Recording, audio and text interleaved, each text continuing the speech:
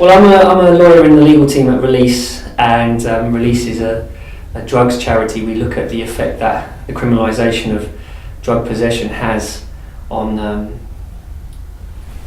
local communities and on the public, and the two are intrinsically linked. You know, stop and search.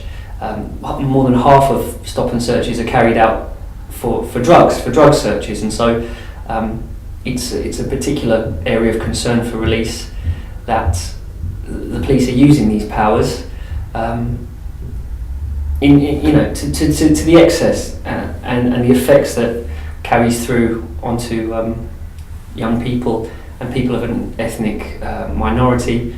It's something that worries us. My background is criminal law. I was a criminal lawyer for 8 years, so I was defending people at court, and it actually came as a surprise to me the number of young people I ended up defending in court in relation to contact they'd had with the police that began with a stop and search.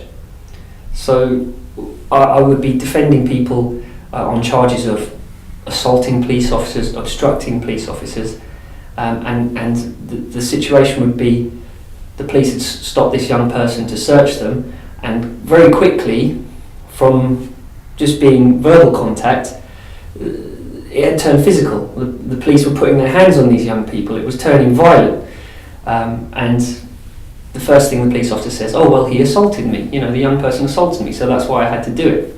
When these cases were actually coming to court, it became quite clear that the police officers were actually using force when they weren't actually entitled to do so, and it was a particular interest to me. This area, police using excessive force on young people when there was no need to do so. So that's why I decided that stop and search was something that I'd like to get involved in. Well, I mean, it goes to really an issue of trust, I think.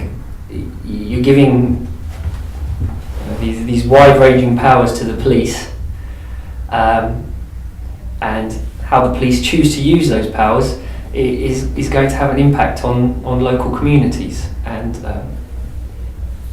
if the police don't implement these powers properly, or they go too far with them, then communities aren't going to trust the people that are there to protect them. And I think that's the worry. Communities these days feel like the police are there not to protect them, but to actually oppress them, and that's why I think the current stop and search laws bear consideration. Well, look, I mean, I'm a lawyer, so I can try and teach young people about what the law says and what the law entitles them to do when they're approached by a police officer. But what we want to look at in StopWatch is a more practical application. It's all very well knowing the law and saying to the police officers, "I know my rights, you know, you can't do this, you can't do that." But in the actual situation, the police officers, they don't know the law either, so they don't really care. They'll just do what they want. So we want to give